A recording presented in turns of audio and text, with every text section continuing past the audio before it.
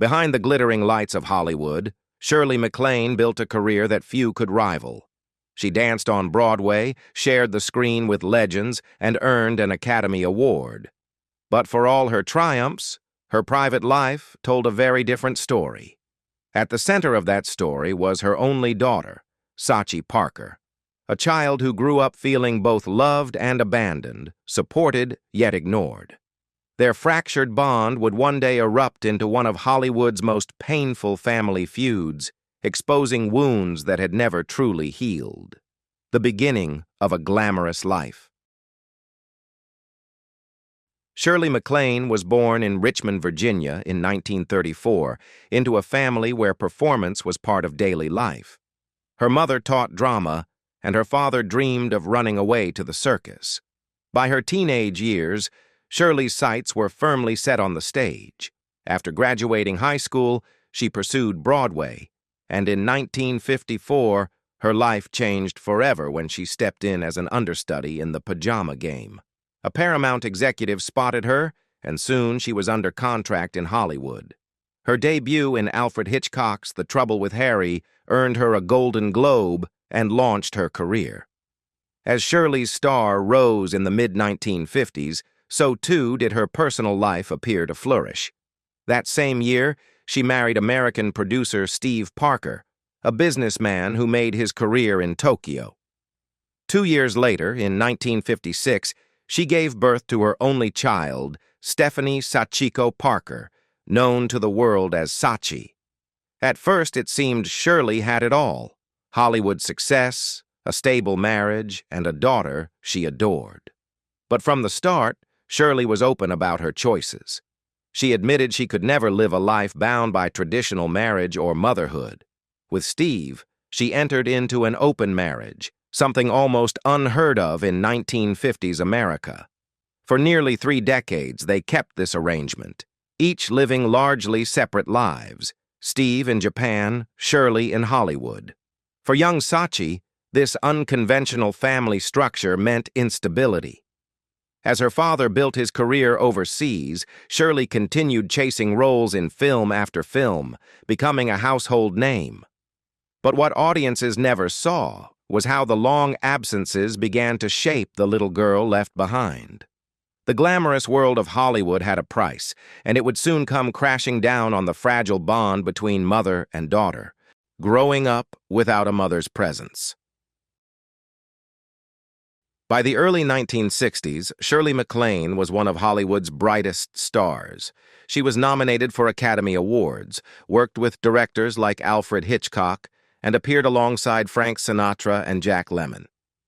Her schedule was relentless, and while it cemented her reputation as a powerhouse actress, it left little space for the role of motherhood. Sachi's childhood was defined by separation. When she was still very young, the decision was made that she would live primarily with her father in Japan, while her mother remained in Los Angeles to focus on her career. Summers and holidays were spent together, but for most of the year, the little girl was thousands of miles away from her mother. In interviews from the 1980s, Shirley defended her decision. She insisted that she could not have given up her work, claiming that had she stayed home, her daughter would have felt her frustration. It was a candid admission of how she valued independence and career over conventional parenting. For Shirley, it was practical. For Sachi, it meant growing up without the steady presence of her mother. Boarding schools added to the sense of distance. Sachi recalled a particularly painful Christmas during her teenage years. Neither parent showed up to collect her from her Swiss boarding school. Stranded and alone, she had to rely on the kindness of a friend's family to get through the holiday. The experience left a scar she would carry into adulthood, reinforcing feelings of abandonment that never fully faded.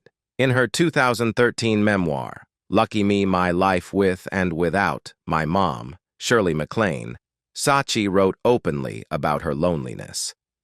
She admitted that even when she visited Los Angeles, her mother's attention seemed divided. While Shirley would greet her at the airport with enthusiasm, the reality of their time together often left Sachi feeling like a guest rather than a daughter. Decades later, she confessed in a 2020 interview that she was very lonely, definitely very lonely, and that she still struggled with issues of abandonment. The gap between mother and daughter was widening. While Shirley's star power only grew stronger through the 1960s and 1970s, Sachi's inner world grew more fragile. A daughter's search for identity. By the time she reached adulthood in the mid-1970s, Sachi Parker had spent much of her life feeling like a visitor in both her parents' worlds.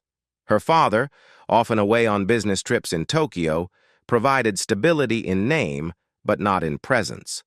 Her mother, absorbed in Hollywood commitments, remained an occasional figure, someone to see on vacations, someone whose face was more familiar on a movie screen than across the dinner table. At 18, desperate to find her place, Sachi decided to leave Japan and explore the world on her own terms. What followed was a 6-year odyssey of odd jobs and self-discovery. In New Zealand, she worked as a ski instructor, carving out independence on snowy mountains. In Hawaii, she waited tables, far from the red carpets and flashbulbs that defined her mother's existence. She later joined Qantas Airways as a flight attendant, traveling across continents and cultures. For 5 years, she wore the uniform, earning a paycheck through steady work rather than Hollywood connections. Those years taught her resilience, but they also underscored what she lacked. Unlike her famous mother, Sachi was not surrounded by adoration. She was anonymous, one worker among many, often wondering what direction her life should take.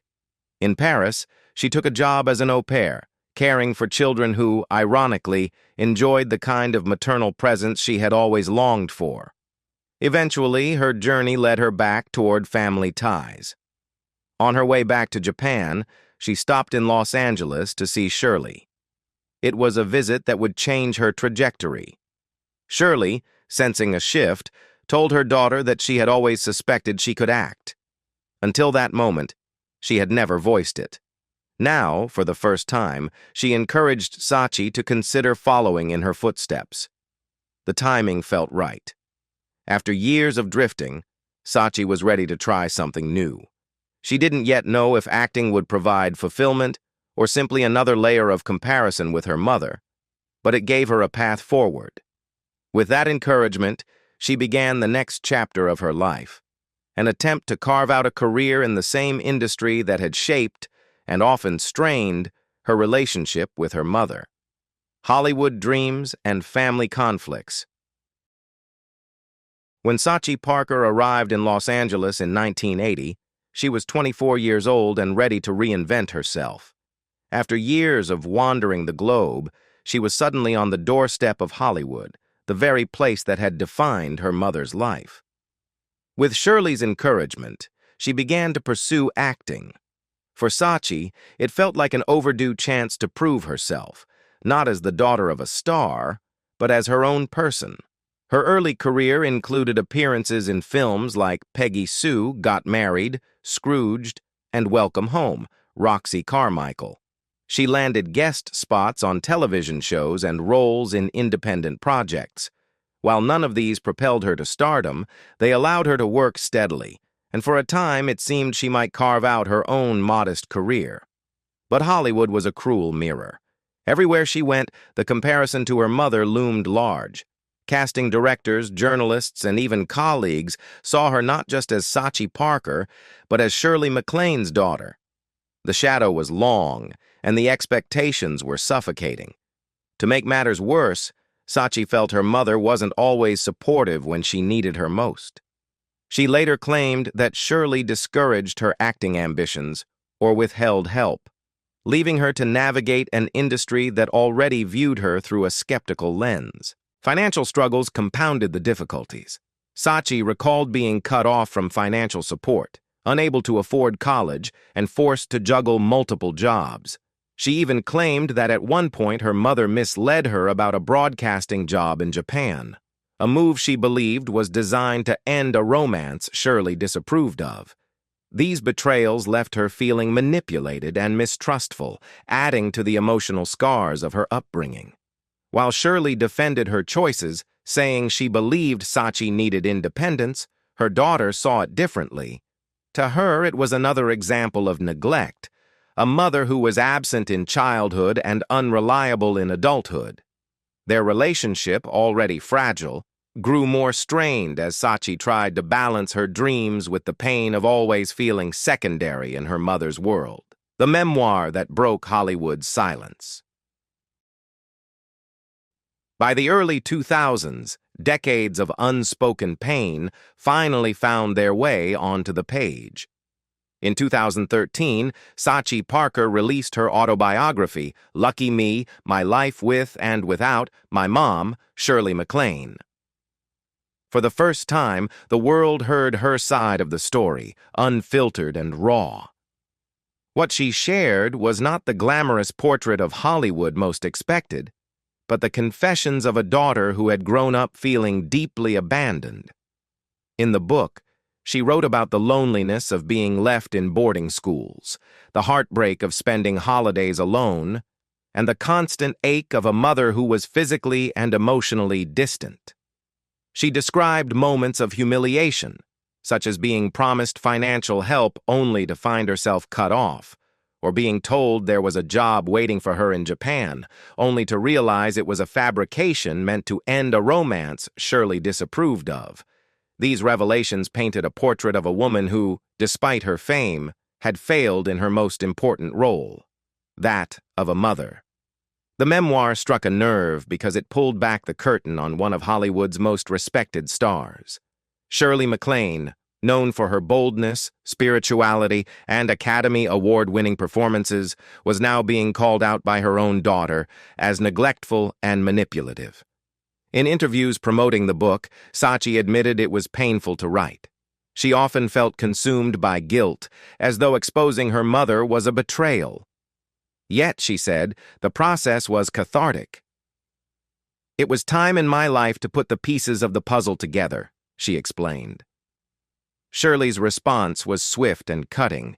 She dismissed the book as virtually all fiction and described it as a dishonest, opportunistic effort. The denial only deepened the tragedy, as it showed just how far apart mother and daughter remained, even after decades of conflict. The fallout made headlines worldwide. Hollywood, a place where family secrets often stay hidden, was suddenly confronted with a very public war between mother and child.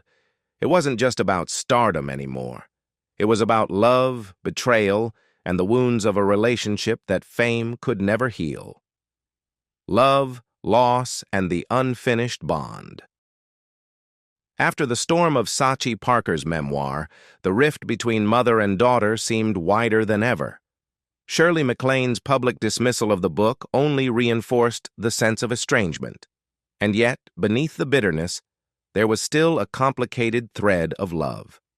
In interviews, Sachi admitted that despite everything, she and her mother loved each other deeply, though their bond had always been fragile and incomplete. By this time, Shirley was in her late 70s, still active, still outspoken, and still celebrated as one of Hollywood's great icons. Her career spanned more than 60 films, numerous television appearances, and even best-selling books on spirituality and reincarnation. She had won an Academy Award for Terms of Endearment in 1983, a Golden Globe for Madame Susatska, and countless Lifetime Achievement honors. She lived unapologetically, with a confidence that often left little room for regret. Sachi, meanwhile, was building her own life away from her mother's shadow. In 1993, she married businessman Frank H. Murray, and together they had 2 children, Frank Jr. and Aaron. For nearly 20 years, she embraced the role of wife and mother, determined to provide her children with the stability she had always longed for.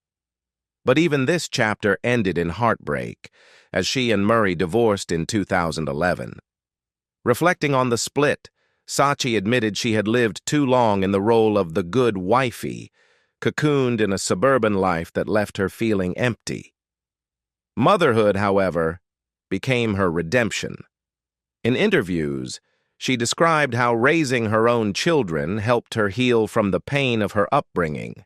She admitted to overcompensating, trying to be everything she had once needed. For Sachi, being present for her children was both an act of love and a way to break the cycle of absence she associated with her mother. Yet even as she found peace in her own family, the shadow of her relationship with Shirley lingered. The world knew Shirley MacLaine as a legend, a fearless actress and a spiritual thinker.